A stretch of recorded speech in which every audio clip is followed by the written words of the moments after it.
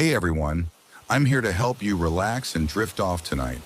If you enjoy using these videos to fall asleep, don't forget to like this video and subscribe to the channel for more calming content. Share where you're watching from and what time it is for you. I'd love to know. Now settle into a cozy spot, take a deep breath, and let's start unwinding together. At the edge of a crumbling industrial town stood the Danforth Mill, a sprawling factory of rusted steel and broken glass. Its towering smokestacks had long since gone cold, and the town around it had decayed into near abandonment. Yet curiously, the factory itself remained alive. Day and night, a low hum emanated from within its walls. The rhythmic clanking of gears, the hiss of unseen steam, and the metallic groan of conveyor belts echoed through the empty streets. The factory's machines had been running for decades without pause. Long after the workers had gone, long after the owners had vanished, no one dared to enter the Danforth Mill. Those who lived closest swore they could see shadows moving inside its broken windows, hear faint whispers mingled with the mechanical din. And when the wind blew just right, the smell of oil and smoke would creep into the town, as if the factory was still alive, still working, still creating. The Danforth Mill had once been the pride of the town. Built in the early 1900s, it was a marvel of industrial engineering, producing everything from textiles to machinery. Its founder, Elias Danforth, was a visionary and an inventor, obsessed with efficiency and progress. Under his leadership, the factory operated with ruthless precision, its machines working tirelessly to meet growing demand. But Elias was not a man content with success. He was fascinated by the idea of perpetual motion, the dream of a machine that could run forever without human intervention. He poured his wealth into research, experimenting with strange technologies and designs that no one fully understood. Workers often whispered about the things they saw in the factory: machines that seemed to repair themselves, conveyor belts that moved with no visible power source, and lights that flickered even when the electricity was cut off. Elias's obsession grew until it consumed him. He shut himself inside the factory, working day and night, until one day he simply disappeared. No one knew where he had gone, and his body was never found. Shortly after the factory shut its doors, the workers sent home with no explanation, but the machines never stopped. Decades passed, and the factory became a legend. People spoke of it as if it were a living thing, something not quite mechanical and not quite alive. Children dared each other to approach its gates, only to run screaming when they heard the hum of the machines. The few who ventured inside came back changed, or didn't come back at all. One boy claimed to have seen figures moving in the shadows, their bodies twisted and unnatural. An old man who had once worked at the factory swore he heard Elias Danforth's voice echoing through the halls, issuing commands to an invisible workforce. The townsfolk tried to ignore the factory, but its presence was impossible to forget. The machines grew louder at night, their grinding and clanging echoing through the empty streets. Sometimes the factory lights would flicker to life, casting an eerie glow over the town. And then there were the deliveries, boxes and crates that would appear at the factory gates, filled with strange, unidentifiable objects. No one ever saw who brought them. One rainy evening, a man named Victor Kane arrived in town. A journalist and skeptic, Victor had heard the stories about the Danforth Mill and decided to investigate.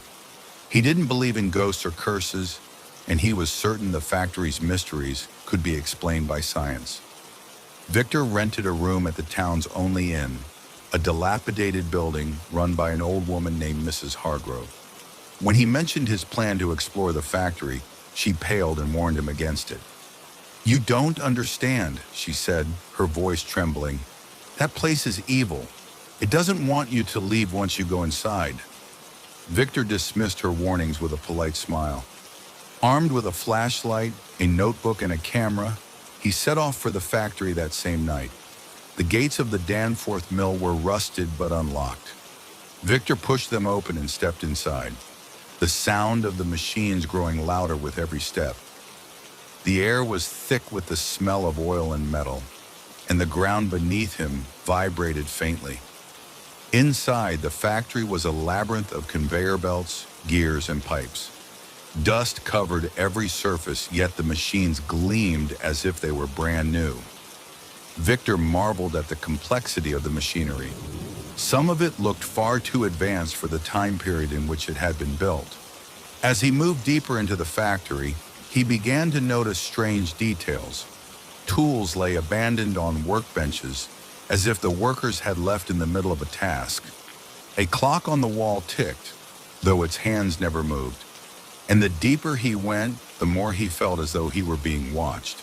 In the central chamber of the factory, Victor found the source of the sound. A massive engine dominated the room, its gears turning in a hypnotic rhythm. Wires and pipes snaked out from it, connecting to every corner of the building.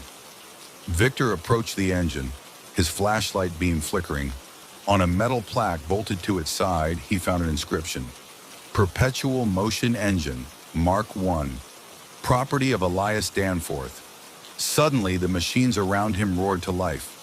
Conveyor belts began moving, gears spun faster, and steam hissed from hidden valves. The lights flickered, and Victor felt a deep vibration in the floor, as if the factory itself were waking up. Victor spun around, searching for an explanation, and that's when he saw them. Figures emerged from the shadows, their forms distorted and unnatural. Their skin was pale and stretched tight over their frames, their eyes glowing faintly in the dim light. They moved jerkily, as if their bodies were not their own, and they carried tools and materials as they worked on the machines. "Who are you?" Victor shouted, his voice echoing through the chamber. The figures didn't respond. One of them turned toward him, its face emotionless, but its eyes filled with something Victor couldn't name. Pain, or perhaps desperation. And then he heard it, a voice deep and metallic, reverberating through the factory. Victor turned toward the engine, realizing with horror that the voice was coming from it. The machine itself was speaking. The voice continued, its tone cold and mechanical. "Elias Danforth gave us life. We are his creation. We exist to work, to build, to perfect. The living abandoned us, but we endure. We will always endure." Victor felt a chill run down his spine. "You mean the workers? They're part of the machine? They are us, and we are them. Their purpose is eternal, as is ours. You have no purpose here. Leave." The figures began to advance toward Victor, their movements growing more fluid and coordinated. Panic surged through him, and he turned to run. Victor fled through the maze of machinery, the sound of heavy footsteps and grinding metal chasing him. The lights flickered wildly, casting eerie shadows that seemed to reach for him. He stumbled out of the factory just as the gates slammed shut behind him. The humming of the machines quieted slightly, but the factory seemed to pulse, as if alive and angry. Victor didn't stop running until he reached the inn. He tried to explain what he had seen, but Mrs. Hargrove only shook her head. "I warned you," she said. "The factory doesn't let go so easily. You'll never be free of it now." Victor left the town the next day, but the experience haunted him. At night, he dreamed of the factory, its machines calling to him. Sometimes he would wake to the faint sound of gears turning, even though he was miles away. Back in the town, the Danforth mill continued its endless work, its machines humming in the darkness. And though no one dared to enter again, the people knew one thing for certain: the factory would never stop. It couldn't. It was alive. Nestled in the heart of a remote village was a peculiar well, one that the locals called the Mirror Well. It stood in the center of a stone courtyard, surrounded by moss-covered benches and wildflowers that seemed to bloom year-round. At first glance, it looked like any other well, its stone walls weathered with age and a wooden bucket hanging from a frayed rope. But this well held a secret that only the villagers whispered about in hushed tones. The water in the well was unnaturally clear, so reflective that it acted like a perfect mirror. But what made the mirror well infamous wasn't its clarity. It was what people claimed to see when they looked into it. Reflections in the mirror well didn't behave as they should. They didn't mimic the movements of those who leaned over to peer inside. Instead, they spoke. The origin of the mirror well was shrouded in mystery. Some villagers believed it was a gift from the gods, a portal to divine wisdom. Others claimed it was a cursed relic, a remnant of dark magic from a bygone age. The oldest among them told stories of how the well had once been an ordinary one, until a tragedy had transformed it. According to the legend, centuries ago, a young woman named Alina had fallen in love with a wandering scholar named Elias. The two were inseparable, often meeting by the well to share secrets and dreams. But one day, Elias left the village, promising to return. Days turned into weeks, weeks into months, and still he did not come back. Heartbroken, Alina visited the well every day, calling his name and begging the water to show her where he was. One fateful night, under the light of a full moon, Alina leaned too far over the edge and fell in. Her body was never recovered, but from that night on, the well began to reflect more than just faces. It began to speak, as if Alina's soul had merged with the water itself. The village lived in uneasy harmony with the mirror well. Some villagers avoided it entirely, fearful of what they might see or hear. Others visited it in secret, desperate for answers to their deepest questions. One day, a traveler named Thomas arrived in the village. He was a scholar and a skeptic, always seeking the truth behind legends and superstitions. When he heard about the mirror well, his curiosity was piqued. A well that speaks? Surely it's just a trick of the light or some local myth, he said to the innkeeper, an elderly woman named Marta. It's no myth, Marta replied gravely. The well sees things you might not want to know. Thomas chuckled. I've spent years studying illusions and folklore. I'm sure there's a logical explanation. Ignoring Marta's warnings, Thomas decided to visit the well that very night. The courtyard was eerily quiet when Thomas arrived. The moon hung low in the sky, casting a pale light over the well. He approached cautiously, his footsteps echoing on the cobblestones. Peering over the edge, he saw his reflection staring back at him, as clear as if he were looking into a polished mirror. He waved his hand, testing the reflection. For a moment, it mimicked him perfectly, but then it stopped. Thomas froze as his reflection lowered its hand and tilted its head, as if examining him. "Who are you?" the reflection asked, its voice soft but unmistakably his own. Thomas staggered back, his heart racing. This is impossible. The reflection smiled faintly. Impossible? Or simply unknown? Despite his fear, Thomas was intrigued. Gathering his courage, he leaned forward again. If you can speak, then tell me. What are you? The reflection's expression grew somber. I am you, but not as you are. I am what you could be, what you might have been, and what you fear to become. Thomas frowned. That's nonsense. Reflections can't exist independently. You're just a trick of the water. The reflection chuckled, a sound that sent chills down Thomas's spine. Believe what you will, but ask me a question, and I will answer truthfully. Thomas hesitated. He had spent his life seeking knowledge, yet the well's offer felt dangerous. Still, he couldn't resist. What will happen to me in the future? The reflection's face darkened. You will find what you seek, but it will cost you more than you realize. Before Thomas could ask what that meant, the reflection shimmered and vanished, leaving only the still water behind. Thomas returned to the inn, but he couldn't sleep. The reflection's words echoed in his mind. Over the next few days, he visited the well repeatedly, asking it question after question. What happened to Alina? She became part of the well, as all who fall do. Why does the well speak? It speaks because it listens.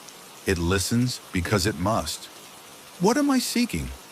You seek the truth, but you will not like what you find. The more Thomas asked, the more obsessed he became. The well's answers were cryptic, yet they hinted at knowledge beyond anything he had encountered before. He began to spend entire nights by the well, scribbling notes and theories in his journal. Marta, the innkeeper, grew worried. "You need to stop visiting that well," she told him one evening. "People who spend too much time with it, they change. They lose themselves." Thomas dismissed her concerns. "I'm closer to uncovering its secrets than anyone has ever been. I can't stop now." But Marta's warning stayed with him, and he began to notice strange things. His reflection in mirrors seemed slower to respond, its movements slightly out of sync. At times, he thought he heard whispers when no one was around. Still, he couldn't stay away. On the night of a new moon, Thomas returned to the well for what he intended to be his final visit. He leaned over the edge, staring into the water. "This is my last question," he said. "What is the well's purpose?" The reflection's face appeared, its expression unreadable. "The well exists to reveal what is hidden, to show the truths that others fear to face." Thomas pressed on. "And what truth have I been running from?" The reflection's face twisted into a cruel smile. "That you are not the one asking the questions. You are the one being asked." Before Thomas could react, the reflection reached out of the water. Cold, wet hands gripped his arms, pulling him forward. He screamed, struggling, but the reflection's strength was overwhelming. With a final, desperate cry, Thomas was dragged into the well. The next morning, villagers found Thomas's journal lying near the well, its pages soaked but legible. Inside, he had written about his descent into obsession, about the strange truths the well had revealed. When a curious villager peered into the water, they saw Thomas's face staring back at them. But it wasn't a reflection. It moved on its own, its eyes filled with the same eerie knowledge that had consumed him. From that day on, the mirror well continued to whisper its secrets, its waters forever rippling with the voices of those who had been claimed by it. And in the depths of the well, Thomas waited, his voice joining the chorus of those who had come before. Deep in the heart of the blackthorn woods, hidden from sight by tangled branches and creeping fog, there stood a cabin that no map marked and no traveler ever sought. Those who stumbled upon it rarely left, and those who did were never the same. The cabin appeared innocuous enough, a quaint structure of weathered wood with a thatched roof, nestled in a small clearing. Its windows were always dark, its front door slightly ajar, as if inviting anyone lost in the forest to step inside. But there was something wrong about it, something that made the air heavy and the shadows twist unnaturally. The locals in the nearby village of Harrow's Edge avoided the woods at all costs, especially after sunset. They told stories of the cabin, a place where nightmares were real, where the fears of those who entered took shape and refused to let them leave. One autumn evening, a man named Daniel Kane arrived in Harrow's Edge. He was a drifter, the kind of man who kept moving, searching for something he couldn't name. The villagers watched him with wary eyes as he drank a pint at the local tavern, his scruffy beard and threadbare coat marking him as an outsider. "Looking for work," Daniel told the barkeep, a stout man named Jeb. "Anything around here I can do for a few days?" Jeb shook his head. "Not much work in Harrow's Edge, but if you're smart, you'll steer clear of the woods. Blackthorn's no place for wanderers." Daniel raised an eyebrow. "Why's that?" The tavern grew quiet, and the villagers exchanged uneasy glances. It was an older woman who finally spoke, her voice barely above a whisper. "The cabin," she said. "It doesn't like visitors." Curiosity piqued, Daniel pressed them for more details. They told him about the nightmares, the people who had gone missing, and the few who had escaped the cabin, their minds shattered by what they had seen. "Superstition," Daniel scoffed, though a part of him couldn't help but feel intrigued. He had always prided himself on facing what others feared, on proving that the unknown could be explained. So when the villagers refused to tell him where the cabin was, Daniel took it upon himself to find it. Blackthorn woods were dense and foreboding, the trees gnarled and twisted like ancient fingers clawing at the sky. Daniel trekked through the underbrush, guided only by the fading light of the setting sun. After hours of walking, he found it. The cabin was exactly as the villagers had described, small, weathered, and silent. It stood in the middle of a clearing, surrounded by an unnatural stillness. No birds sang, no insects chirped. Even the air felt wrong, as if it carried a weight that pressed against Daniel's chest. The door creaked open as he approached, though there was no wind to move it. Inside, the cabin was surprisingly well kept. A single room with a wooden table, a chair, and a small cot in the corner. A cold fireplace sat against one wall, and an oil lamp rested on the table. Dust motes danced in the pale light filtering through the windows. Daniel set his pack down and lit the lamp. "Not so scary," he muttered to himself, though he couldn't shake the feeling that he wasn't alone. That night, as he lay on the cot, the nightmares began. In his dream, Daniel was back in the city he had left behind. He was walking through dark alleys, his footsteps echoing off the brick walls, but something was following him. He could hear it, a guttural breathing, wet and ragged. He turned a corner and saw her, Maria, his wife. She stood at the end of the alley, her face pale and her eyes hollow. "Why did you leave me?" she whispered, her voice like the rustling of dry leaves. Daniel stumbled back, guilt and sorrow crashing over him. "Maria, Before he could finish, the shadow behind him surged forward, wrapping him in cold darkness. He woke with a start, gasping for air. The room was silent, but the shadows on the walls seemed deeper, as if they had grown thicker while he slept. Each night, the cabin brought a new nightmare, each one more vivid and horrifying than the last. The boundaries between dream and reality blurred. One night, he dreamed of drowning, the sensation so real that he woke coughing up water. The next, he was chased through endless corridors by an unseen predator, its growls echoing in his ears long after he woke. By the third night, the cabin began to change. The walls seemed closer, the floor creaked when no one was moving, and whispers filled the air. "Stay," they murmured. "Face yourself."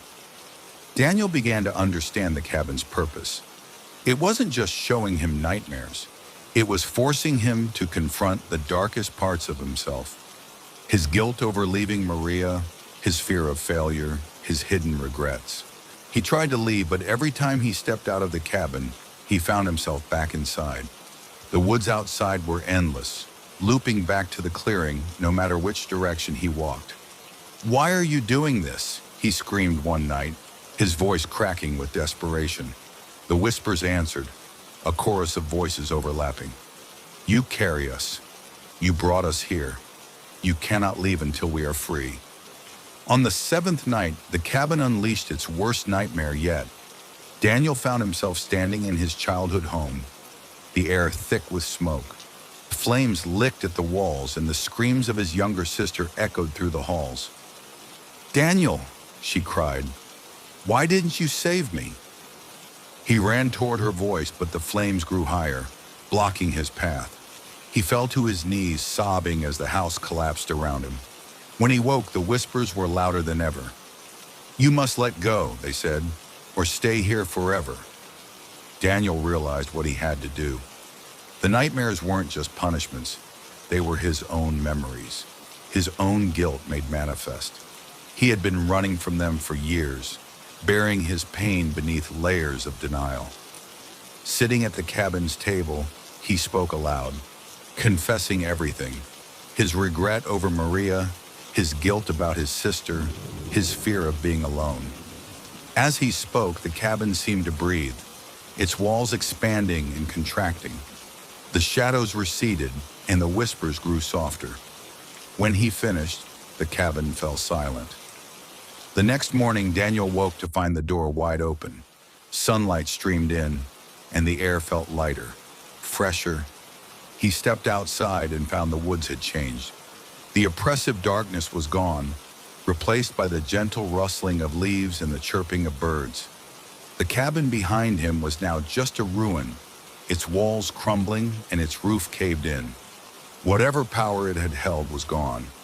Daniel left Blackthorn Woods that day, forever changed. The nightmares never returned, but neither did his memories of the cabin. It was as if the forest had taken them, leaving him free to start anew. But deep in the heart of Blackthorn Woods, the ruins of the cabin remained, waiting for the next lost soul to stumble upon them, to confront their nightmares, and to discover the truth hidden in their darkest fears. Nestled in the shadow of the ancient alderwood forest, there lay a pond known as Blackwater Hollow. It was a quiet place, its dark waters still and unassuming, bordered by reeds and ancient trees that whispered in the wind. To the casual observer, it was no different from any other woodland pond, save for the stories whispered in the nearby village of Wrenhaven. The villagers spoke of the pond in hushed voices, warning travelers to avoid it at all costs. It was said that those who wandered too close at night heard voices calling from the water, voices that begged, lured, and wept. And at dawn, the drowned rose from the depths, their forms pale and dripping, to walk the earth until the first light of daybreak chased them back into the water. No one knew how the curse began, but everyone in Wrenhaven agreed on one thing. Blackwater Hollow was a place of death, and those who tempted its waters rarely returned. One autumn evening, as the sun sank behind the treetops, a stranger arrived in Wrenhaven. His name was Elias Crow, a traveling historian and writer who sought out local legends for his work. Tall and lean with sharp blue eyes, Elias had spent years collecting stories of the supernatural, documenting them with equal parts skepticism and fascination. When he heard of Blackwater Hollow from the innkeeper, a wiry old man named Garrett, Elias's interest was immediately piqued. "A pond where the drowned rise at dawn," Elias said, leaning forward over his mug of ale. "Surely that's just a bit of local folklore." Garrett shook his head gravely. "You'd do well to stay away, Mr. Crow. Many have gone to that pond, thinking it harmless. None of them came back to tell the tale." "None?" Elias pressed. Garrett's expression darkened. "There was one, a boy, years ago. He went too close and came back pale as a ghost. He wouldn't speak of what he saw, not even to his own family. Took ill not long after and died within a month." The other villagers in the tavern muttered their agreement, glancing uneasily at the stranger. But Elias, ever the skeptic, was not so easily deterred. He thanked Garrett for the warning, made note of the pond's location, and retired to his room with a plan forming in his mind. The next morning, Elias set out for Blackwater Hollow. The path through Alderwood was overgrown and treacherous, but he followed the directions he'd been given, pushing through brambles and thick undergrowth until he reached the edge of the pond. It was as the villagers had described, dark, still, and unnervingly quiet. The water's surface was like polished glass, reflecting the skeletal branches of the surrounding trees. A chill hung in the air, and Elias felt an inexplicable sense of unease, though he would never admit it. He unpacked his notebook and began to sketch the scene, noting the strange silence. There were no birds, no insects, just the faint rustle of reeds swaying in a non-existent breeze. As he worked, Elias thought he heard something, a faint sound, almost like a whisper. He froze, listening intently, but the sound faded as quickly as it had come. Shaking off his nerves, he continued his observations, determined to return that night to investigate further. Elias returned to the pond at midnight, armed with a lantern in his journal. The moon hung high in the sky, casting an eerie silver light over the water. He set up camp near the edge, his lantern's glow flickering against the darkness. For hours, nothing happened. Elias jotted down notes about the surroundings, the temperature, the unnatural stillness. He was beginning to think the villagers' stories were nothing more than superstition when he heard it again. The whispering. This time it was unmistakable.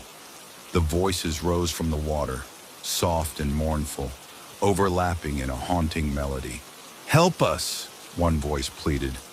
"Come closer," another whispered. "Stay with us," a third begged. Elias's skin prickled, but he forced himself to remain calm. He stepped closer to the edge, peering into the dark water. At first he saw nothing, but then shapes began to emerge. Pale, ghostly figures rising slowly from the depths. They were human in form, but otherworldly, their features distorted and their eyes hollow.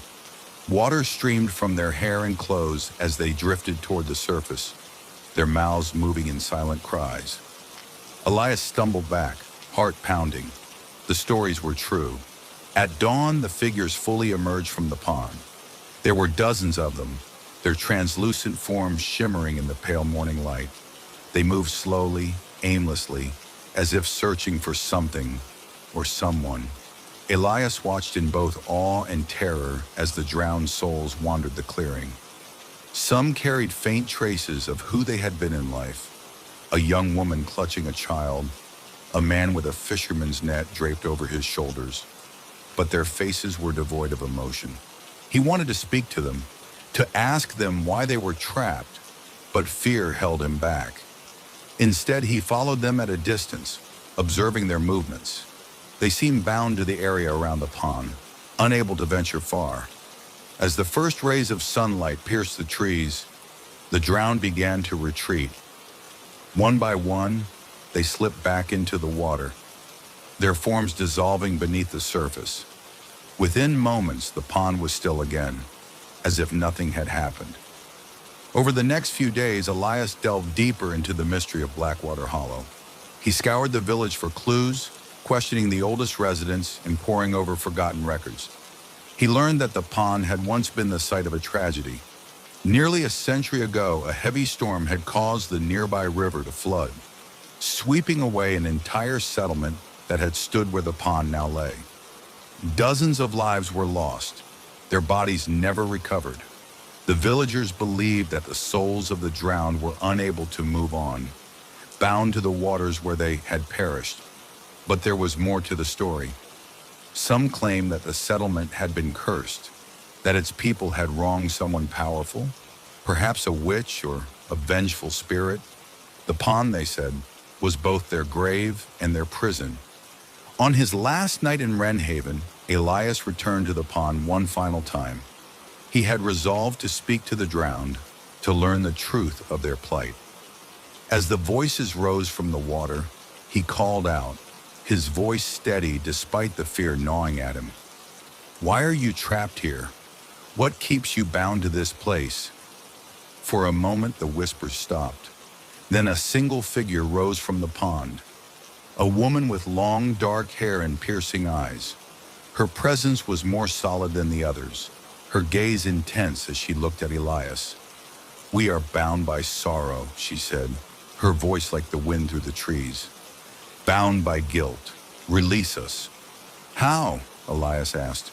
She reached out a hand, her fingers cold as ice. "Share our burden? Carry our pain?" Elias hesitated, but before he could decide, the first light of dawn broke through the trees. The woman and the other souls dissolved into the water, leaving Elias alone. Elias left Wrenhaven the next day, but the pond haunted him. He could still hear the whispers in his dreams, still see the drowned rising from the depths. He carried their sorrow with him, unable to forget their faces or their pleas. And somewhere, deep in the alderwood, Blackwater Hollow remained, a quiet, unassuming pond that held the weight of countless lives, waiting for the day someone brave or foolish enough would return to set them free. Nestled within the cobblestone streets of Ravenstone, a quaint and eerie town perpetually shrouded in mist, stood an old curiosity shop known as Winthrop's Oddities. The shop was a labyrinth of forgotten relics, antique clocks, faded books, tarnished jewelry, and peculiar items of mysterious origin. But none were as strange or infamous as the object hidden in the back room, a portrait that revealed the deepest fears of whoever owned it. The portrait was said to be cursed. It had passed through many hands over the centuries, leaving behind a trail of broken minds and shattered lives. Most dismissed it as a tall tale, a bit of folklore to scare off curious children. But those who knew the truth warned, once the portrait reveals your fear, it will haunt you forever. One rainy afternoon, a young art restorer named Eleanor Gray arrived in Ravenstone. She had an air of quiet determination and a knack for uncovering the secrets of forgotten artwork. After inheriting her late aunt's estate in the town, Eleanor decided to stay for a while, hoping to find inspiration for her work. Eleanor was drawn to Winthrop's oddities almost immediately. The shop called to her, its dusty windows and creaking sign promising treasures hidden within. Inside, she was greeted by the shopkeeper, a wiry old man named Mr. Winthrop, who eyed her with a mixture of curiosity and caution. Eleanor's attention was drawn to a large covered object leaning against the wall behind the counter. "What's that?" she asked, gesturing to it. Mr. Winthrop's expression darkened. "You don't want to know." But Eleanor was persistent, and after some hesitation, Mr. Winthrop relented. He uncovered the object, revealing a stunning portrait in a gilded frame. The painting depicted a serene countryside scene, rolling hills, a distant forest, and a sky painted with soft hues of dawn. At first glance, it seemed ordinary, even beautiful, but something about it unsettled Eleanor. "It's just a landscape," she said, confused.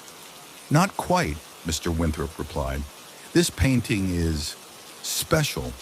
It changes to reflect the greatest fear of its owner. Whatever you dread most, it will show you." Eleanor laughed nervously. "Sounds like a campfire story." "It's no story," Mr. Winthrop said gravely. "I've seen it happen.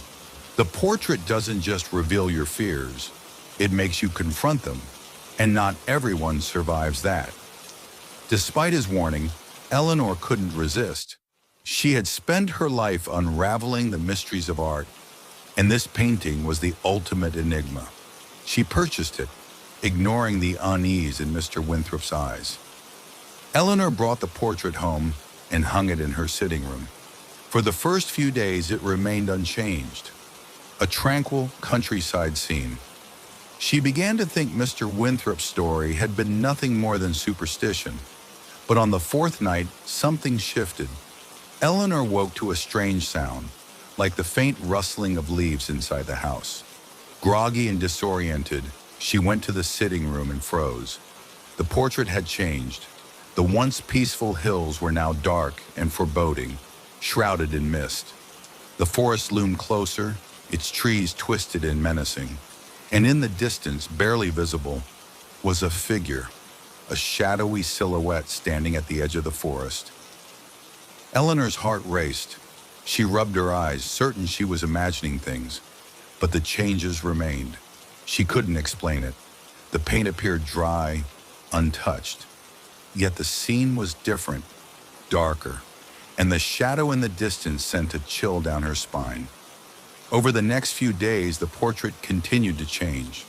The shadowy figure grew closer, its shape becoming more distinct. It was human-like but wrong, its limbs too long, its head tilted unnaturally. Eleanor became obsessed. She spent hours staring at the painting, sketching the changes, trying to understand how it worked. But the more she studied it, the more uneasy she felt. The figure in the painting began to invade her dreams. She saw it standing at the foot of her bed, its hollow eyes fixed on her. She heard it whispering her name in the dark. And then she realized the painting was showing her fear. Eleanor had always prided herself on her rationality, but deep down, she harbored a terror she had never fully acknowledged. A fear of being watched, of being followed, of something unseen creeping ever closer. The figure in the painting was no longer confined to the canvas. Eleanor began to see it everywhere. In the reflection of her mirror, in the shadows of her home, even in the corner of her eye as she walked through town.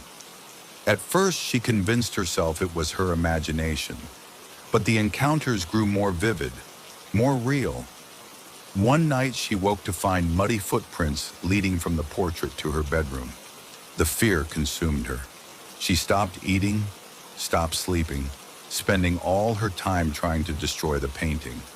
She tried burning it, slashing it, even throwing it into the river, but it always reappeared, pristine and untouched, hanging on her wall. Desperate, Eleanor returned to Winthrop's oddities, demanding answers. Mr. Winthrop sighed. "I warned you," he said. "The portrait doesn't just show your fears. It binds you to them. The more you try to fight it, the stronger it becomes." "How do I stop it?" Eleanor pleaded. "You can't," he said. "Not unless you face your fear. Truly face it. Only then will the portrait lose its power." That night, Eleanor sat alone in her sitting room, staring at the portrait. The figure in the painting was now at the forefront, its grotesque features fully visible. It seemed to stare directly at her, its mouth curling into a twisted grin. She felt its presence behind her, the air growing cold and heavy. Summoning every ounce of courage, she turned around. There it was, the figure from the painting, towering over her, its hollow eyes burning into hers. "I'm not afraid of you," she whispered, though her voice trembled. The figure lunged, its shadowy hands reaching for her. But instead of running, Eleanor stood her ground. She met its gaze, forcing herself to confront the terror that had haunted her for weeks. The figure paused, its form wavering. Slowly it began to dissolve, its features melting into the air like smoke. When it was gone, Eleanor turned back to the portrait. The painting had returned to its original form, a peaceful countryside scene, untouched by fear. Eleanor packed the portrait away, vowing never to let it curse anyone else. She returned to her work, her encounter with the supernatural, leaving her both shaken and wiser. But sometimes, late at night, she thought she saw a shadow in the corner of her eye, a reminder of the fear she had faced and conquered. And in the back room of Winthrop's oddities, another cursed object waited, ready to reveal the fears of the next unsuspecting owner. The house at the end of Blackthorn Lane had always been avoided.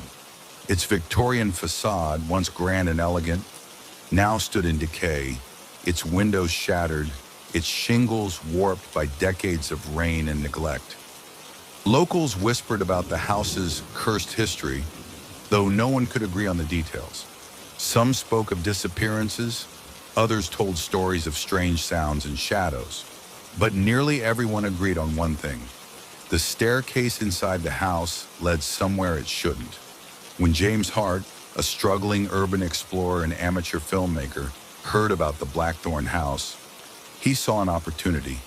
His YouTube channel, Forgotten Horizons, was slowly gaining traction, but he needed something big, something that would truly set him apart from the thousands of others wandering through decrepit buildings with flashlights and cameras. The stories about the staircase intrigued him. An endless descent into darkness? It sounded like the perfect urban legend to investigate. James wasn't superstitious, and he prided himself on debunking myths. Armed with his camera, a backpack of supplies, and a flashlight, he set out for the house one overcast afternoon. The front door hung loosely on its hinges, creaking as James pushed it open. The air inside was thick and stale, carrying the scent of rot and mildew. Dust coated every surface, and the remnants of past lives were scattered across the floor. Faded photographs, broken furniture, and forgotten trinkets. James swept his flashlight across the foyer, noting the grand staircase that led to the second floor. But he wasn't here for that staircase. According to the locals, the one he was looking for was in the basement. He found the basement door at the end of a narrow hallway. It was slightly ajar, revealing a set of wooden steps descending into darkness. As James stared down, a faint chill crept up his spine, but he brushed it off. He switched on his camera. All right, guys, here we go. This is the infamous staircase of the Blackthorn house. Let's see if there's any truth to the stories. The basement was cold and damp, the walls lined with crumbling brick. James scanned the area with his flashlight, noting old tools, rusted shelves, and piles of debris. But in the center of the room, partially obscured by shadows, was the staircase. It was unlike any staircase James had ever seen. The steps were made of smooth black stone, polished to a mirror-like finish. There were no railings, and the edges of the steps seemed to blur into the surrounding darkness. James knelt to inspect the first step. It was cold to the touch, far colder than the rest of the room. He stood and pointed his flashlight downward, but the beam disappeared into the void, swallowed by an impenetrable darkness. "This is it," James whispered into the camera. "The endless staircase. Let's find out where it leads." James stepped onto the first stair, then the second. The stone was unnervingly smooth, and the air seemed to grow colder with each step. After descending 20 or so steps, he glanced back and realized he could no longer see the basement above him. The light from the room had vanished, leaving only the circle of illumination from his flashlight. "Okay, this is weird," James said, his voice shaky. "I've been walking for maybe a minute, but the top of the stairs is already gone. That doesn't make sense." He kept going, his curiosity outweighing his growing unease. The stairs were perfectly uniform, each step identical to the last. There were no markings, no signs of wear. It was as though the staircase had been carved from the void itself. Time became difficult to track. James's watch told him he had been descending for 10 minutes, but it felt much longer. The darkness pressed in around him, oppressive and absolute, and the sound of his footsteps echoed strangely, as if the void was swallowing the noise. After what felt like an eternity, James began to hear whispers. At first they were faint, barely audible over the sound of his own breathing, but as he descended further, they grew louder. "Turn back," one voice whispered. "Keep going," said another. The voices overlapped, some urgent, some calm, and some filled with malice. James paused, shining his flashlight around, but there was nothing, only endless stairs stretching into the dark. He tried to shake off the fear. "It's just my mind playing tricks on me," he muttered. "I've been walking too long." But deep down, he knew the whispers were real. James continued his descent, though his confidence was waning. The whispers became a constant murmur, and occasionally he thought he saw movement at the edges of his vision, shadowy figures that disappeared when he turned his flashlight toward them. He stopped to catch his breath, his legs aching from the endless stairs. "How far does this go?" he said to himself. His voice echoed unnaturally, repeating his words in distorted tones. As he stood there, he noticed something strange. The step below him was different. It was cracked, with jagged lines running through the stone, and on its surface was a dark stain, like dried blood. James felt a surge of panic. "What am I doing?" he whispered. He turned to go back up, but when he looked up, the staircase had changed. The steps now spiraled upward in a way that made no sense. They twisted and turned in impossible directions, defying logic and gravity.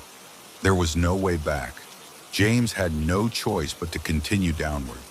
The air grew colder with each step, and the whispers grew louder, more insistent.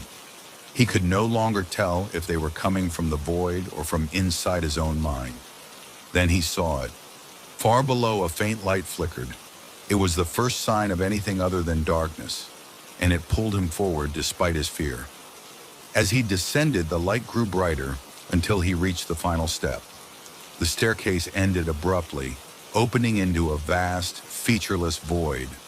The light came from a floating orb, pulsing softly like a heartbeat. James stepped closer, mesmerized. "Welcome," a voice said, deep and resonant. The orb began to shift, forming into a shape, a mirror. James stared at his own reflection. but it wasn't quite right. The reflection smiled even though he wasn't smiling. "What do you fear most, James?" the voice asked. James tried to look away, but he couldn't. The mirror began to change, showing him images of his worst nightmares. Being trapped, being forgotten, losing himself. The visions overwhelmed him, and he fell to his knees screaming. James's camera was found weeks later at the edge of the Blackthorn house's basement. The footage was intact, though much of it was corrupted with static and distorted audio. The last clear frame showed James standing at the edge of the void, staring into the mirror. His face was pale, his eyes wide with terror. Then the screen went black. No one ever saw James again. The staircase remains, waiting for the next curious soul to descend into its endless depths. At the edge of a small, forgotten town named Black Hollow, there was a field known simply as the Wishing Field. A sea of tall, golden grass stretched endlessly, shimmering under the sun during the day and glowing faintly under the moonlight at night. For as long as anyone could remember, stories about the field had been passed down through generations. It was said that if someone walked to the very center of the field and made a wish, the field would grant it. But there was a price. The field always took something in return, though no one ever knew what it would take until it was too late. Some called it a blessing, others called it a curse. Most were too afraid to find out for themselves. One summer evening, a stranger arrived in Black Hollow. Her name was Clara Hargrove, a young journalist chasing unusual stories for her magazine. She had heard whispers of the Wishing Field in online forums and obscure articles, and had driven halfway across the country to see it for herself. Clara was skeptical, but intrigued. She had built her career on unraveling mysteries, and this field seemed like the perfect subject for her next feature. After checking into the town's single rundown inn, she headed to the local diner to gather information. The townsfolk were hesitant to talk. When she mentioned the Wishing Field, their faces grew tight, their gazes darting away. "Best to leave that place alone," one elderly man muttered, stirring his coffee. "Nothing good ever comes from it." A younger woman, sitting at the counter, scoffed. "Depends on who you ask. My cousin went there last year, wished for a fortune, and came back with a winning lottery ticket. And lost his wife in a car crash the next week," the old man snapped. The diner fell silent. "Did the field cause the crash?" Clara asked. "Who's to say?" the old man replied. "All I know is that every wish comes with a price. You might not notice it at first, but the field always takes something." That evening, Clara walked to the edge of the Wishing Field. The golden grass swayed gently in the breeze, whispering softly like it was alive. She stood there for a long time, staring at the horizon, where the field seemed to stretch forever. She didn't enter that night. Instead, she returned to the inn and pored over her notes, trying to piece together the field's history. What she found was a patchwork of legends and rumors. One story told of a farmer who wished for rain during a drought, only to lose his sight a week later. Another spoke of a woman who wished for beauty and soon after lost her voice. The field's gifts were real, but so were its costs. Clara didn't believe in magic, at least not until her second visit to the field. This time she stepped into the tall grass, her footsteps crunching softly beneath her. The further she walked, the quieter the world became. The sounds of birds and insects faded, replaced by an eerie stillness. Eventually, she reached the center of the field, a small clearing where the grass seemed shorter, almost bowing. The air felt different here, heavy, electric, as if the ground itself was waiting. Clara hesitated. She didn't know what to wish for. She wasn't wealthy, but she wasn't poor. She wasn't lonely, but she wasn't entirely happy either. Then her thoughts drifted to her younger brother, Michael. Michael had been diagnosed with a rare and aggressive illness a year ago. His treatments weren't working, and his condition was worsening. Clara had done everything she could to help, but it wasn't enough. "I wish for my brother to be healed," she whispered, her voice trembling. The air around her seemed to pulse. For a moment, the field grew impossibly bright, the golden grass glowing like fire. Then, just as quickly, the light faded, and the world returned to normal. Clara stood there, her heart pounding. Nothing felt different. Had it worked? The next morning, Clara called her parents. "It's a miracle," her mother said, her voice choked with emotion. "Michael woke up this morning, and he's better. The doctors can't explain it, but they're saying the disease is gone." Clara felt a surge of relief and disbelief. It had worked. The field had granted her wish. But as the days passed, strange things began to happen. First, she lost her sense of taste. She brushed it off at first, thinking it was stress or a cold. But then she realized she couldn't smell anything either. By the end of the week, her hearing began to fade. It started as a faint ringing, then grew worse until she could barely hear at all. Clara returned to the wishing field, desperate for answers. She stood in the center and shouted into the emptiness, "What have you done to me?" The field didn't answer, but she felt it. An unseen presence pressing against her mind, as if the field was watching her, judging her. Over the next month, Clara's senses continued to vanish. Her vision blurred, her sense of touch dulled, and soon she was left in a world of nothingness. She could no longer work, no longer enjoy the small pleasures of life. The price the field had taken was steep, but she couldn't bring herself to regret her wish. Michael was alive and healthy, and that was all that mattered. But one night, as she lay in bed, unable to sleep, she heard something, or rather felt it. A voice, faint and distant, whispering in her mind. "Come back," it said. Clara returned to the field one last time. Blind, deaf, and numb, she stumbled through the tall grass, guided only by memory. When she reached the clearing, she collapsed to her knees. "I want my senses back," she said, her voice trembling. "Take whatever you want. Just give them back." The field responded with silence.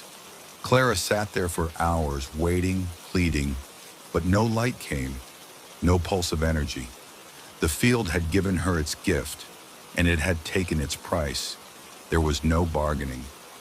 As the sun rose, Clara finally understood the truth. The field didn't care about fairness or morality. It simply was. A force of nature, granting and taking without reason. Clara left Black Hollow the next day, her senses still gone.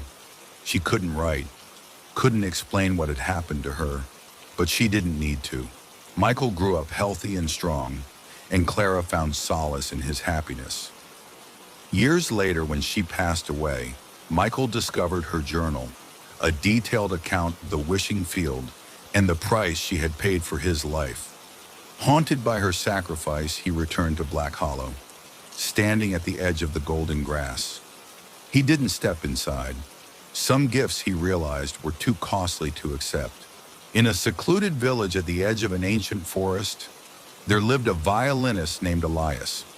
Known for his hauntingly beautiful music, Elias was both revered and whispered about. He performed at weddings, festivals, and town gatherings, yet he lived alone in an old stone cottage far from the village square. People said there was something otherworldly about his music, how it could stir emotions so deeply that even the most stoic listener would find tears streaming down their cheeks. What the villagers didn't know, however, was that Elias played for an audience far beyond the living. The forest near Elias's cottage had always been a place of superstition.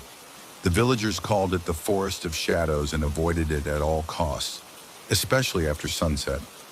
They believed it was cursed, a place where the souls of the dead lingered. Stories told of strange lights flickering among the trees, voices whispering from nowhere, and icy winds that seemed to carry sorrowful wails. Elias, however, was unafraid of the forest. Every night, just as the moon rose, he would take his violin and walk the narrow path into its depths. There, in a small clearing surrounded by towering oaks, he would play his music. He wasn't sure when it had begun, perhaps after his parents had died, or perhaps it had always been his fate. But Elias had discovered that his violin could reach the ears of those no longer living. The first time Elias realized his music had power beyond the mortal world was on a cold autumn night. He had been practicing in the clearing, the notes of his violin weaving through the stillness. As he played, he felt an unusual chill in the air, and when he looked up, he saw them, figures standing at the edge of the clearing. They were translucent, their forms faint and shimmering like mist. Their eyes, though hollow and glowing faintly, held a deep sadness. Elias froze, his bow hovering over the strings, but the figures didn't move toward him. Instead, they stood still, watching, listening. Heart pounding, Elias resumed playing. He poured his emotions into the music, grief for his parents, loneliness from years of solitude, and longing for something he couldn't name. The spirits seemed to respond, their forms solidifying slightly, their faces softening. When he finished, they bowed their heads in silent gratitude and vanished into the trees. From that night onward, Elias made it his purpose to play for the dead. Every evening, he ventured into the forest, his violin cradled under his arm. He played songs of mourning, hope, and remembrance, his music carrying through the trees like a beacon. The spirits came in greater numbers with each passing night. Some were silent, their faces etched with sorrow. Others wept openly, their tears vanishing before they touched the ground. They never spoke, but Elias understood their gratitude in the way they lingered, reluctant to leave when the final note faded. The villagers began to notice strange things about Elias. Though he never mentioned his nightly performances, he often seemed exhausted in the mornings, dark circles under his eyes. His music, once merely beautiful, now carried a depth that felt almost supernatural. When asked about his inspiration, Elias would only smile faintly and change the subject. But rumors began to spread. Some said Elias was in league with spirits, while others believed he had made a pact with death itself. One night, as Elias prepared to play, he noticed a figure unlike the others. She stood apart from the crowd of spirits, her form more distinct, her gaze fixed on him with an intensity that made him pause. She was young, no older than 20, with dark hair that flowed like ink and a dress that shimmered as if woven from moonlight.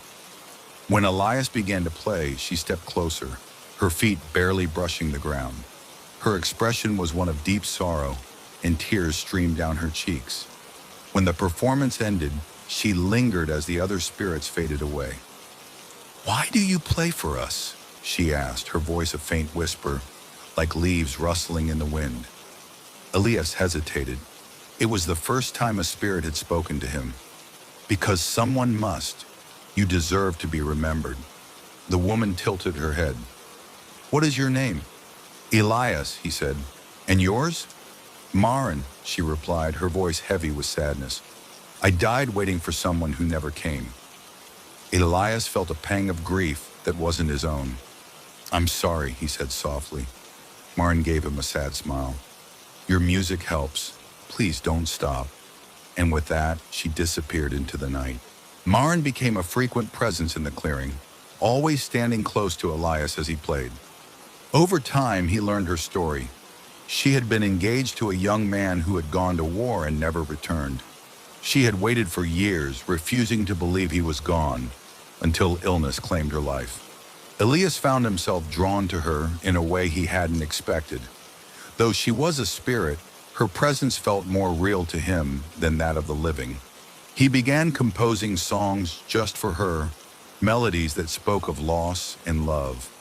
But with each performance, Elias noticed the toll it took on him. His energy waned, his health deteriorated, and his connection to the living world grew fainter. It was as if the forest and its spirits were claiming him. One night, Maren approached Elias after his performance. Her form was more solid than ever, her face illuminated by the moonlight. "You can't keep doing this," she said, her voice filled with concern. "The dead take a part of you every time you play. Soon there will be nothing left." Elias looked at her, his heart aching. If I stop, who will play for you? Who will remember you? You've already given us more than we could have hoped for, Marin said. But the forest doesn't let go so easily. If you continue, you'll become one of us. Elias hesitated. The thought of leaving the living world didn't scare him as much as it should have. He had no family, no friends beyond the spirits who gathered to hear his music. And yet, something in Marin's eyes made him pause. On the night of the winter solstice, Elias made his decision. He walked to the clearing, his violin in hand, and found the largest gathering of spirits he had ever seen. Marin stood at the forefront, her expression a mixture of sorrow and gratitude. "This will be my last performance," Elias announced, his voice steady. "But I will play with everything I have." The spirits bowed their heads in silent understanding. Elias lifted his violin and began to play. The music was unlike anything he had ever created, a symphony of love, loss, hope, and farewell. The forest seemed to come alive, the trees swaying as if in rhythm, the air shimmering with an ethereal glow. When the final note faded, Elias collapsed to his knees, his strength utterly spent. The spirits began to vanish, their forms dissolving into the night, but not before offering him one last look of gratitude. Marin knelt beside him, her hand ghosting over his cheek. "Thank you, Elias. You've given us peace." As her form began to fade, Elias smiled. "I'll remember you, Marin, always." And then she was gone. The next morning, the villagers found Elias in the clearing, his violin resting in his hands. He was pale and still, but there was a serene smile on his face. They buried him in the forest, at the heart of the clearing where he had played for the dead. Though Elias was gone, his music lingered.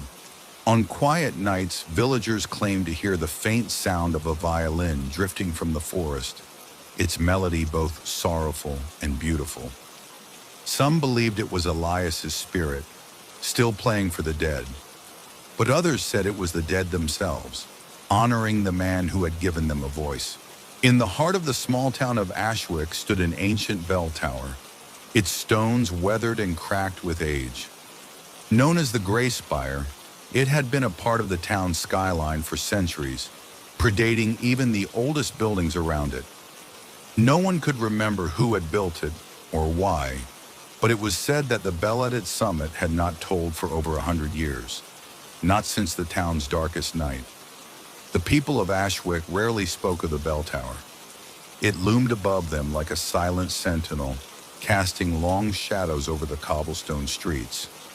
Children were forbidden to play near it, and even the bravest souls avoided walking past it after dark. Legends claimed that the bell had the power to summon spirits, drawing them from the void between life and death. To ring the bell was to open a door that could never be closed. The story of the bell was whispered among townsfolk, passed down from one generation to the next. It was said that in the year 1823, the bell was rung during a violent storm. A group of men had climbed the tower in desperation, hoping its toll would summon aid from neighboring towns. The floodwaters had risen fast that night, threatening to swallow the town whole, and the men believed the sound of the bell might carry through the storm. They rang it once, and the town was saved, not by the bell's sound, but by something else.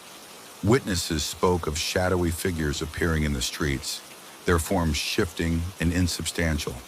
These figures diverted the floodwaters, saving Ashwick, but leaving a chilling mark on its people. For years afterward, strange occurrences plagued the town. Mysterious whispers, cold spots, and fleeting apparitions. The men who had rung the bell all died within a year, each under inexplicable circumstances. Out of fear, the townsfolk sealed the bell tower, locking the entrance and forbidding anyone from climbing it. The bell was silenced, and Ashwick was left to its uneasy peace. The story might have faded into obscurity had it not been for Eleanor Gray, a young historian with a fascination for local lore. Eleanor had grown up in Ashwick, listening to the tales of the bell tower with a mixture of fear and curiosity. After earning a degree in history, she returned to the town, determined to uncover the truth behind its mysterious past. One crisp autumn afternoon, Eleanor found herself standing before the bell tower, its silhouette stark against the pale sky. The iron gate at its base was rusted shut, but the padlock had long since broken. With a deep breath, she pushed the gate open and stepped inside. The interior of the tower was dark and musty, filled with the smell of damp stone and decayed wood. A spiral staircase wound its way upward, the steps creaking ominously beneath her weight. As she climbed, Eleanor couldn't shake the feeling that she was being watched, though the tower was empty. At last, she reached the top. The bell hung in the center of the chamber, its bronze surface tarnished with age. A thick rope dangled from its clapper, swaying gently in a draft Eleanor couldn't feel. She approached it cautiously, running her fingers over the cold metal. "Why would they leave you here?" she murmured, half to herself. What were they so afraid of? Eleanor didn't plan to ring the bell, but her curiosity got the better of her. She gripped the rope and gave it a tentative tug. The bell emitted a low, resonant hum, its sound vibrating through the air like a living thing. Encouraged, Eleanor pulled harder. The toll was deafening. It echoed across the town, startling birds from the trees and causing windows to rattle. Eleanor covered her ears, but the sound seemed to penetrate her very bones. When the echo finally faded, she stood in stunned silence, her heart pounding. And then she heard it, the faint sound of footsteps on the staircase below. Eleanor froze. She hadn't seen anyone enter the tower, and the gate was still ajar when she reached the top. The footsteps grew louder, accompanied by a soft murmuring, like voices speaking just out of earshot. "Hello?" she called, her voice trembling. The murmuring ceased. For a moment, there was silence. Then from the shadows of the staircase, a figure emerged. It was translucent, its features blurred and indistinct, but its eyes burned with an otherworldly light. More figures followed, stepping into the chamber one by one. They filled the room, their forms flickering like candle flames. Eleanor backed away, her heart racing. "Who are you?" she asked. One of the figures stepped forward. It was a man, his face lined with sorrow. "We are the Forgotten," he said, his voice echoing unnaturally. "You have called us back." "Back from where?" Eleanor asked, her voice barely above a whisper. "From the Veil," the man replied. "We were lost, trapped between worlds. The bell has given us a path to return." As the spirits crowded the chamber, Eleanor realized her mistake. The bell didn't just summon spirits, it unleashed them. The air grew colder, and the room seemed to darken, the shadows pressing in around her. "You must silence the bell," the man said, his expression grave. "If it tolls again, the veil will tear, and the living will suffer." Eleanor nodded, her hands trembling as she reached for the rope. But before she could grasp it, a sharp gust of wind knocked her backward. The spirits surged forward, their forms twisting and writhing, their whispers growing louder. "You must leave this place," the man warned. "The tower is cursed. It hungers for life." Eleanor didn't need to be told twice. She fled down the staircase, her footsteps echoing in the silence. As she reached the ground floor, she heard the bell toll once more, its sound reverberating through the tower. She didn't look back. The townsfolk of Ashwick awoke that night to find their streets shrouded in mist. Strange lights flickered in the windows of empty houses, and whispers filled the air. For weeks, the town was plagued by unexplained phenomena, doors opening and closing on their own, objects moving without cause, and sightings of shadowy figures. Eleanor tried to warn them, but no one believed her. The bell tower was sealed again, but its influence lingered. Those who ventured too close to it reported hearing faint tolling, even when the bell was silent.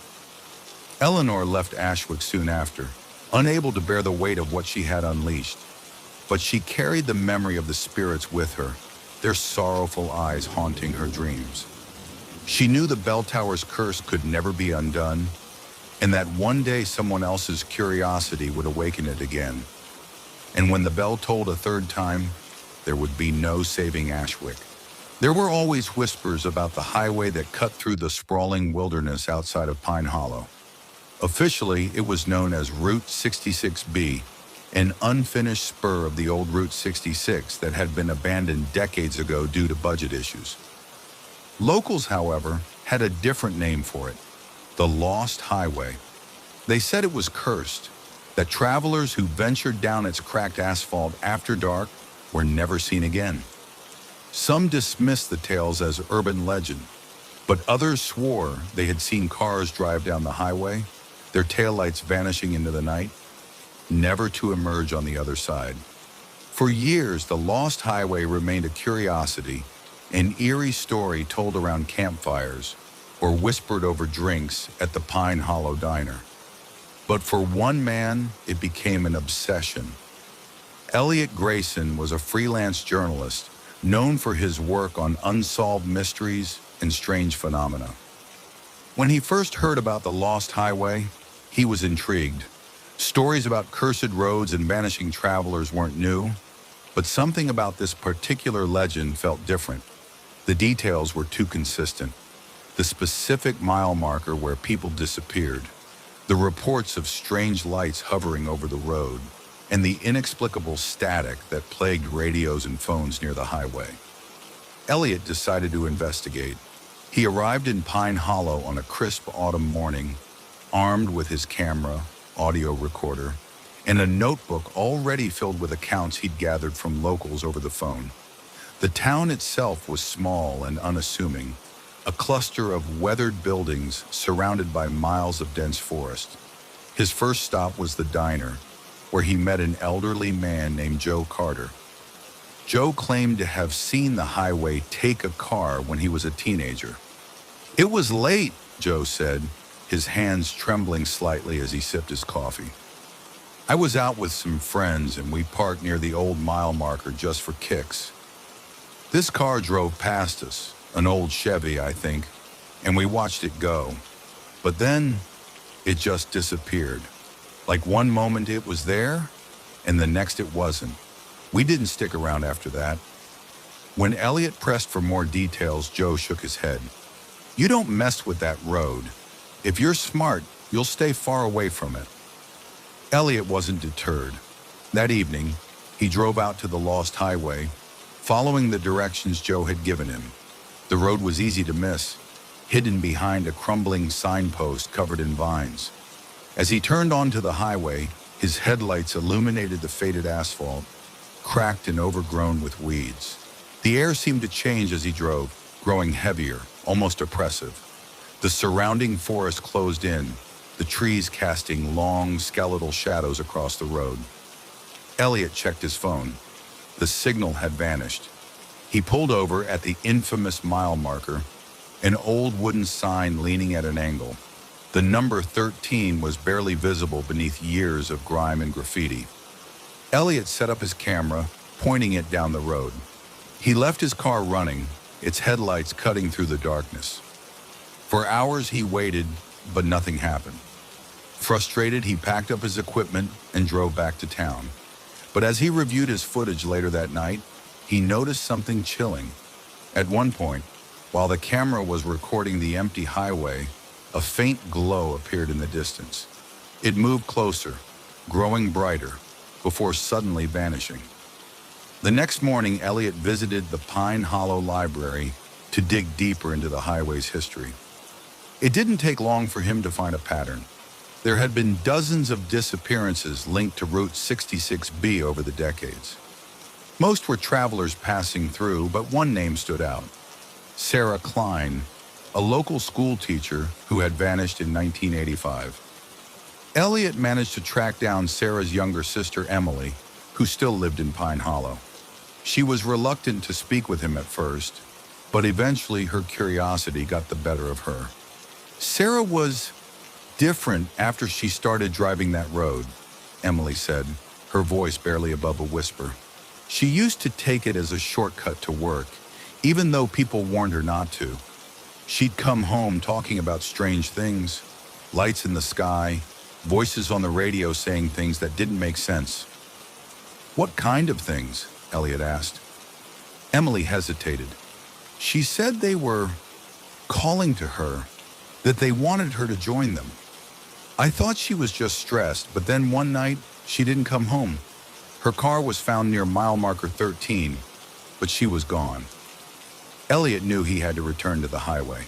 He couldn't shake the feeling that he was on the verge of uncovering something incredible or terrifying.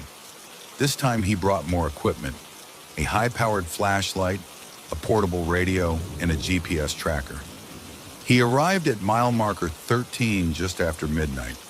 The air was unnaturally still, the only sound the crunch of gravel beneath his boots. Elliot set up his camera again, aiming it at the road. As he stood there, the radio in his car crackled to life. Static filled the airwaves, followed by a faint, melodic humming. "Is anyone there?" Elliot called out, his voice echoing into the void. The humming grew louder, and the headlights of his car flickered. In the distance, he saw it, a shimmering light hovering just above the road. It pulsed rhythmically like a heartbeat, and Elliot felt an overwhelming urge to walk toward it. Elliot tried to resist, but his feet moved on their own, carrying him toward the light. As he stepped onto the road, the world around him seemed to shift. The air grew colder, and the trees lining the highway faded into a gray mist. The light engulfed him, and suddenly he was no longer on the highway. He stood in a vast, otherworldly landscape bathed in an eerie, bluish glow. The ground beneath him was smooth and reflective, like glass, and strange shapes floated in the distance. Twisted towers and bridges that seemed to defy logic. He wasn't alone. Figures moved in the mist, their forms blurry and indistinct. Elliot called out to them, but they didn't respond. Instead, they moved in slow, deliberate patterns, as though caught in some eternal loop. Elliot realized these were the lost travelers, those who had disappeared over the years. They were trapped here, in this liminal space, neither alive nor dead. A voice echoed in his mind, deep and resonant. "You sought the truth, and now you are part of it. The highway is a bridge, a threshold. Once crossed, it cannot be undone." Panic set in as Elliot tried to retrace his steps, but the shimmering light that had brought him here was gone. Elliot Grayson never returned to Pine Hollow. His car was found parked near mile marker 13, the headlights still on and his equipment scattered across the roadside. His disappearance made headlines, sparking renewed interest in the lost highway. Some called him reckless, while others believed he had uncovered a truth too dangerous to share. Years later, hikers near the highway reported hearing faint voices in the night, calling for help. And occasionally, on a clear evening, drivers claimed to see a figure standing near mile marker 13, a man holding a camera, his face frozen in a mixture of awe and terror, before fading into the mist. The lost highway remained a mystery, its secrets buried in the fog of time. But those who knew of it understood one thing. Once you set foot on that road, there was no turning back.